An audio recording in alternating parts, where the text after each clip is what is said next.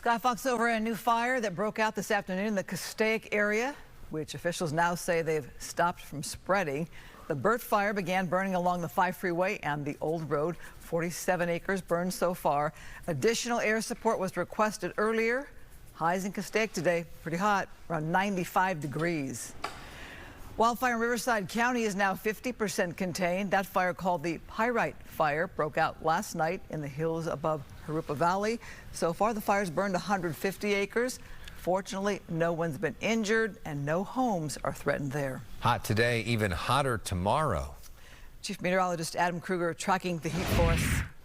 Yeah, so we've got those temperatures right now in the 90s across the Inland Empire. We've seen the valleys hitting the 90s today as well. Overall, around 3 to 5 degrees warmer than we saw at this time yesterday. Not quite into what I would call heat wave territory just yet, though. We're reserving that terminology for the next couple of days. So Wednesday, Thursday will be our hottest days this week. And before we get to the temperature forecast, I want to share the winds with you because we've seen a few of these fires over the last several days, mostly because of just the fact that it's hot and the vegetation is dry. Not so much a wind-driven situation, though. Notice the forecast gusts starting next hour, mostly less than 20 miles per hour. Winds will go lower as we go into the evening hours, calm by tomorrow morning, and then winds pick up again tomorrow. Not windy, but just, gusts 10 to 20 miles per hour will be common. That's an onshore wind, so it's not like the humidity is super low unless you go far inland. It is going to be some dry air like we've seen lately. So again, more of just these fires dealing with the heat is more of the weather issue than the winds so much. All right, high temperatures tomorrow. Again, we're into our heat wave tomorrow. We've got some 100s expected across the Inland Empire. There's probably going to be some 100s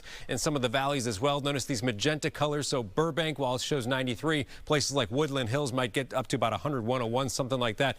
And then a lot of 80s to near 90-degree temps near LA. You get closer to the coast, it will be cooler. There's a look at Thursday with, again, those triple digits in the far inland areas like the Inland Empire and the valleys.